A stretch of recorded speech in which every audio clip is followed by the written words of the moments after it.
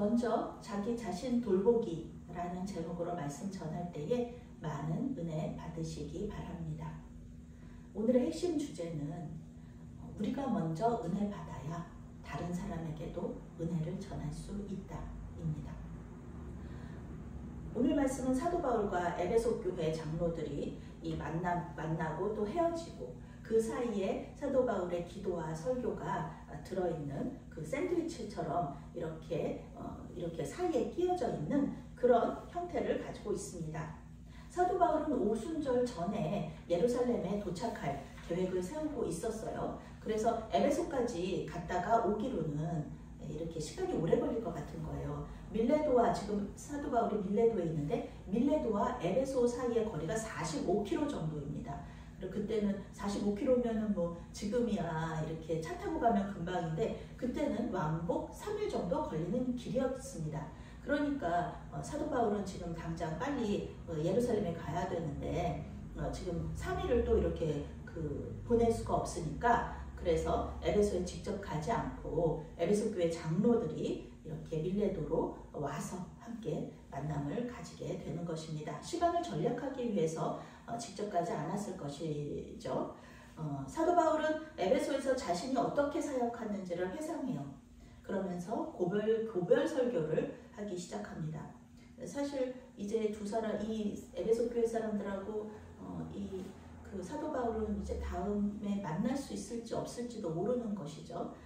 사도 바울의 에베소 사역은 한마디로 주님을 섬기고 또 주님께 복종하는, 순복하는 그런 그 삶이었다. 그런 사역이었다. 이렇게 고백을 하는 겁니다. 공동번역 성경에는 19절을 이렇게 번역합니다. 나는 유다인들의 음모로 여러 차례 시련을 겪으면서도 눈물을 머금고 온갖 굴욕을 참아가며 주님을 섬겨왔습니다. 이렇게 고백하는 거예요. 사실 우리는 에베소 교회, 에베소 사역이 바울에게 있어 굉장히 성공적인 사역이라고 생각하잖아요. 그런데 그 이면에는 눈물과 시련과 굴욕이 있었다는 것이죠. 사도행전이 얘기해 주는 게 계속 얘기해 주는 게 그거잖아요. 고난이 있으면 유다인들에게 목숨의 위협을 받으면 받을수록 그 지역에서 그 하나님의 나라 복음이 많이 전해지고 또 믿는 사람들의 기쁨이 충만한 거. 이게 사도 바울이 계속해서 이 사도행전이 계속해서 얘기해주는 그런 거지 않습니까?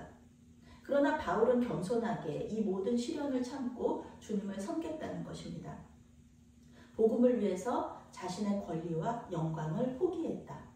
사도 바울이야말로 아주 탁월한 구약학자였고요. 또 바리새인 중에 바리새인이었고 로마 시민권자였고 충분히 자기 영광을 위해서 살 수 있었던 사람이잖아요. 로마 제국의 고위 공무원이 될 수 있었고 또 그 바리새인 중에 바리새인이었으니까 지금으로 말하면 서울대학교 교수도 할 수 있었던 그런 사람이었는데 그 모든 것들을 다 내려놨다는 것입니다. 사도 바울은요, 그것이 모든 것을 내려놓고 고난받은 것이 자기의 사도의 표시다. 그렇게 얘기하고 있어요. 모든 참음과 표적과 기사와 능력 행함, 고린도후서 12장 12절이죠. 그것이 자기가 사도라는 증거라는 것이에요. 사도의 증거가 영광받은 거 그런 것이 아니라 내가 고난을 참은 거, 모든 영광을 내려놓은 거, 그것이 바로 나의 사도의 그 증거라는 것이죠. 내가 사도라는 증거가 바로 그것이다 라는 것입니다. 이 고난을 참는 것, 그것이 자기가 사도라는 증거다. 이렇게 얘기하고 있습니다. 또한 바울은 에베소 교회에 도움이 되는 말씀이라면 시간과 장소에 상관없이 전하고 가르쳤다는 것입니다. 이 한 사람, 이 사도 바울 한 사람의 변화가 이런 놀라운 일들을 일으키고 있는 것이에요. 사도 바울 처음에 얼마나 그 핍박자였고 박해자였습니까? 그런데 이 사람이 변화되고 나니까요, 이 소아시아 전체가 들썩들썩 그 믿음을 가지게 되고요. 또 유럽까지 전해지잖아요, 복음이. 그리고 그 유럽에서 전해졌던 그 복음이 우리나라에까지 이렇게 온 것이죠. 이 한 사람의 변화가 얼마나 놀라운 일을 일으키는지 오늘 말씀 속에서 볼 수 있습니다. 그가 선포한 복음은 무엇입니까? 하나님께 대한 회개, 그리고 예수 그리스도께 대한 믿음입니다. 회개와 믿음을 선포했죠. 영어 성경은 회개를 하나님께로 돌아감이라고 번역하고 있습니다. 회개는요, 자기의 모든 죄를 뉘우치고 하나님께로 턴하는 것이죠. 원래 우리 하나님께서 우리를 지으셨던 그 모습 그대로 우리는 다시 돌아가는 것이죠. 하나님께로 돌아가는 거예요. 우리 힘으로는 못 가니까 하나님께서 도와주시는 거죠. 우리 힘으로는 하나님 따라서 못 사니까, 예수님 닮은 제자로 못 사니까 성령께서 우리에게 오셔서 우리를 도와주시는 거죠. 이것이 바로 복음이라는 것입니다. 회개와 믿음은 뗄래야 뗄 수 없는 관계입니다. 죄 용서에 대한 확신이 없는데 어떻게 예수님께 죄를 용서해달라고 말할 수 있겠습니까? 예수님을 믿지 않는데 어떻게 우리 주님께 우리 주님의 보혈의 피를 믿고 그분에게 회개할 수 있겠습니까? 이렇게 회개와 믿음은 뗄래야 뗄 수가 없다는 것입니다. 보혈의 능력을 믿지 않으면 회개할 수 없습니다.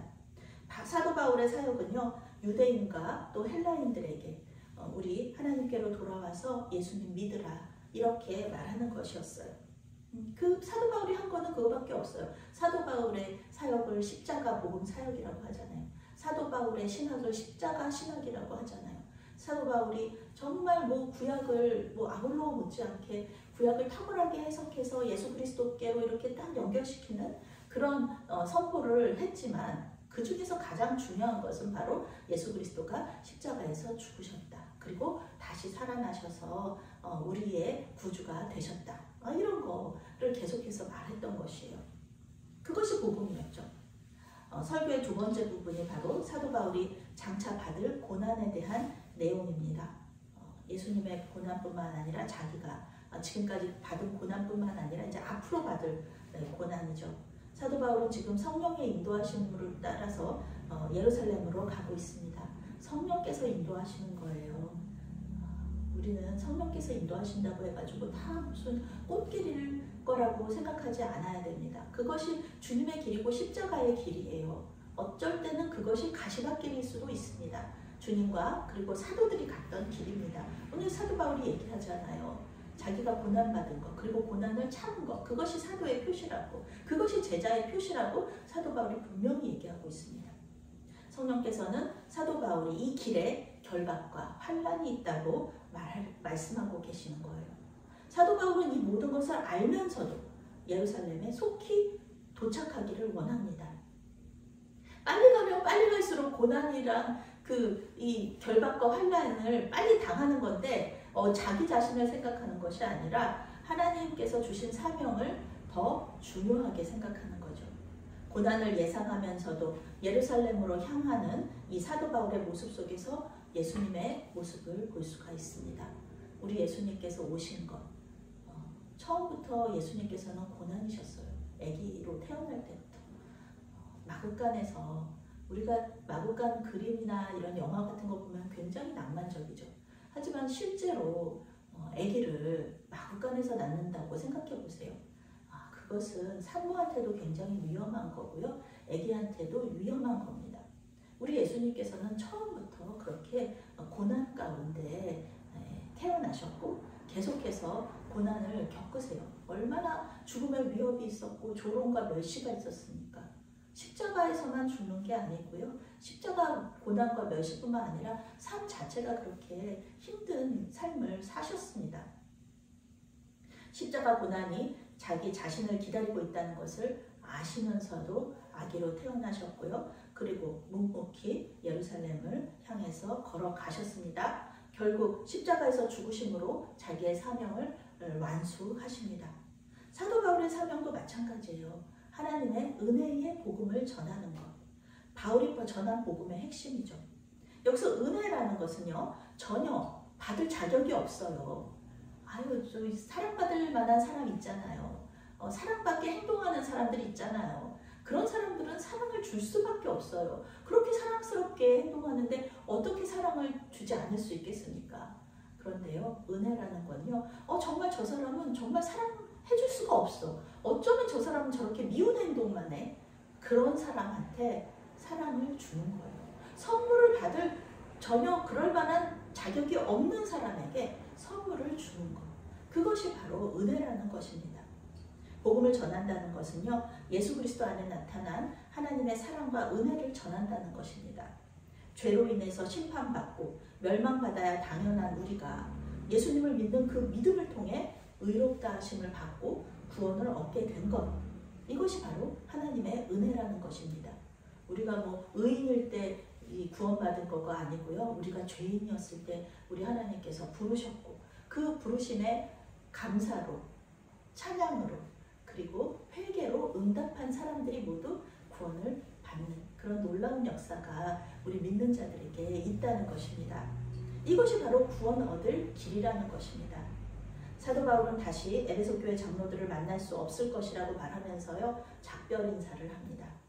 물론 순교의 가능성을 이야기하기도 하지만 이제 다시 만날 필요가 없을 정도로 에베소에 하나님의 뜻을 모두 전했기 때문입니다. 에베소 교회에 이제 더 이상 가르칠 것은 없고요. 에베소 교회 스스로 이렇게 주님의 제자로 살아가야 된다는 것이죠.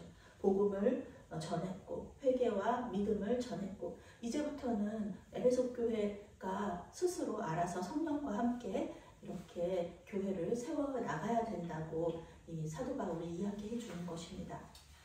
자신은 모든 사람의 피에 대해서 깨끗하다.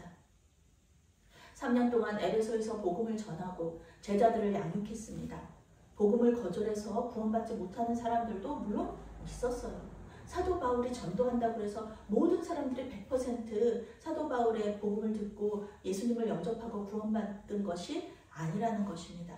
그래도 중간에 믿음을 버리고 배교해서 구원을 받지 못한다고 할지라도 그것은 사도 바울의 책임이 아니다. 그것은 모두 당사자의 책임이라는 것입니다.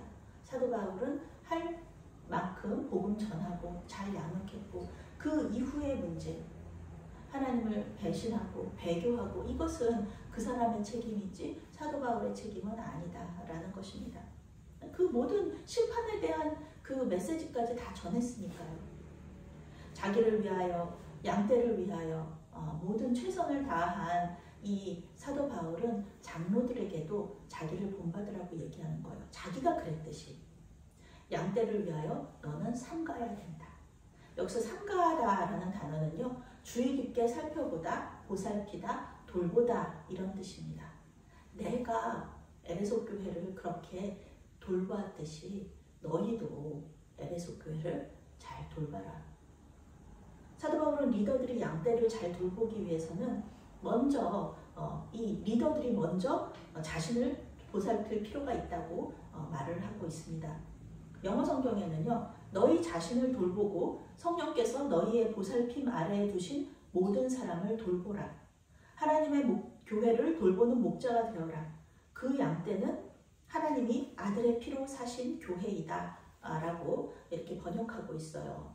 먼저 너희 자신을 돌본 다음에 그 다음에 이 양떼를 돌보라는 것이에요. 지금 이 떼가 양떼를 잡아먹으려고 하는데 내가 건강하지가 않아가지고 내가 비실비실해가지고 내가 양떼를 전혀 이렇게 지킬 만한 힘이 없어요. 그런데 무슨 양떼를 돌볼 수 있겠습니까? 그래서 우리는 교회 리더들을 위해서 기도해야 되는 것입니다. 목사님을 위해서 기도해야 되는 것이에요. 담임 목사를 위해서 기도해야 되는 것입니다. 목사님이 건강해야지. 목사님이 쓰러지고 넘어지면은요, 그 사단 마귀들이 이 양떼들을 마음대로 해요.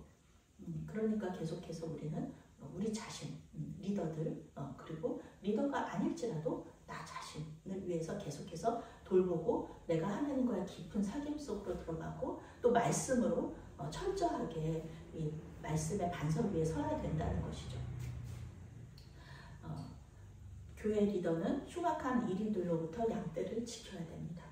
양떼는 목자가 없으면요, 이리들에게 물려서 죽을 수밖에 없습니다. 이 이리들은 누구예요? 거짓 선지자들. 거짓 선지자들, 이단들. 이들이 얼마나 그 자신들의 교리에 투철한지 전혀 철옹성같이 누가 얘기해도 상식이 통하지가 않는 그런 사람들이라니까요. 거짓 선지자들과 이단들로부터 교회를 지키는 방법, 그것은 사도 바울이 이렇게 얘기해요. 사도 바울 자신이 전해준 하나님의 말씀에 굳게 서라, 이렇게 말하는 거예요. 사도 바울이 이야기해 준 것이 하나님의 진리, 그것이 성경으로 우리에게 지금까지 이렇게 전해져 이렇게 내려오고 있잖아요. 우리는 성경이 하나님의 말씀이라는 걸 믿잖아요. 사도 바울이 하나님의 영감으로 성령의 영감으로 이렇게 편지 쓴 거 모두 다 우리는 하나님의 말씀으로 봤잖아요. 그런 것처럼 하나님의 말씀에 굳게 서라. 하나님의 말씀을 알아야지 이단들의 말이 틀렸는지 안 틀렸는지 알 수가 있죠. 우리가 헷갈리게 그 사람들 얼마나 그 이단이라는 그것이 뜻이 그거잖아요. 끝이 다른 거예요. 아주 미묘하게 다른 겁니다. 그런 것들을 이렇게 잡아내려고 한다면 우리는 진리를 알아야죠. 그거 성경적이지 않은데 이거는 성경에서는 이렇게 말하는데 이렇게 알아차려야지. 그렇지 않고 이렇게 우리가 성경을 잘 모르면은요, 우리는 이단들에게, 거짓 선지자들에게 속아 넘어갈 수밖에 없다라는 것입니다. 보세요, 이단 믿는 사람들, 신천지나 이런 사람들 보세요. 서울대학교 출신들도 있습니다. 그런 것은 머리가 좋다고 해가지고 IQ가 높다, 지성이 있다, 그래서 안 넘어가는 것이 아니라는 겁니다. 지금 우리 그 방송에서 얼마나 많이 얘기하고 있어요. JMS라든지 그 신천지라든지 어머니 하나님, 모든 이단들에 대해서 저거 이단이다. 저 믿으면 안 된다. 그러면 저거 믿으면은 가정 파탄난다. 이렇게 말하지만 거기 계속해서 부흥하고 발전하고 있죠. 왜 그런가요? 거기가 우리가 그리고 특히 우리 교회들에서 그쪽으로 옮겨가는 분들도 많고요. 그것은 목사라고 해서 안전하지 않습니다. 말씀의 반석 위에 굳게 서지 않으면은요, 넘어갈 수밖에 없는 것입니다. 마지막으로 그 장로들에게 사도 바울은 이렇게 얘기해요. 본을 보여라, 본을 보여라. 내가 그랬던 것처럼, 사도 바울이 그랬던 것처럼 은이나 금이나 의복을 탐하지 말아라. 이때 당시에는 의복도 재산이었잖아요. 그래서 의복을 또 이렇게 잡고 이렇게 그래서 돈을 빌려주기도 하고 그랬었죠.